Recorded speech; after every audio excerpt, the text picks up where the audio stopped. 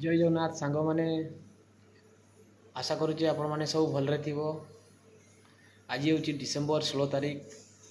ଆଉ କେଇଟା ଦିନ ରହିଲା ଆମର 2025 ଆମକୁ ଛାଡ଼ି ଚାଲିଯିବ। ଠିକ୍ ଅଛି, ମୁଁ ଆଜି ଗୋଟେ କଥା କହିବି ଭାଇମାନେ, ଖରାପ ଭାବିବନି।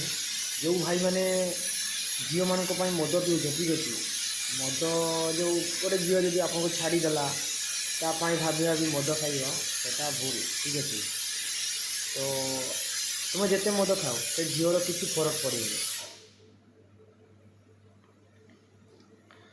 ଝିଅମାନେ ବି ଗୋଟେ ଜାଣିବା ଦରକାର, ଗୋଟେ ପୁଅ ସାଥିରେ ଯଦି ତା ସହିତ ବ୍ରେକଅପ୍ ହେଇଗଲା, ତା ସାମ୍ନାରେ ଅଲଗା ପୁଅ ସାଙ୍ଗରେ ଘୁରିବାଟା, ସେ ଯେ ପୁଅ ସାଙ୍ଗରେ ତୁମର ବ୍ରେକଅପ୍ ହେଇଥିବ ସେ ପୁଅ ଦେଖିକି ସହିପାରିବନି। ଠିକ୍ ଅଛି, ଏଇଟା ସିଓର।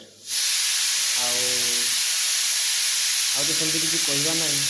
ଏଇଟା କିନ୍ତୁ ସତ କଥା ଯେ ଅନ୍ୟ ଲୋକ ପାଇଁ ମଦ ପିଇବା ଏଟା ଆଦୌ ଭଲ ନୁହେଁ। ଠିକ୍ ଅଛି, ତାଙ୍କର କିଛି ଫରକ ପଡ଼ିବନି। କଷ୍ଟ ହୁଏ ସେଥିପାଇଁ ଲୋକ ମଦ ପିଅନ୍ତି, ହେଲେ ଏଟା ଠିକ୍ ନାହିଁ।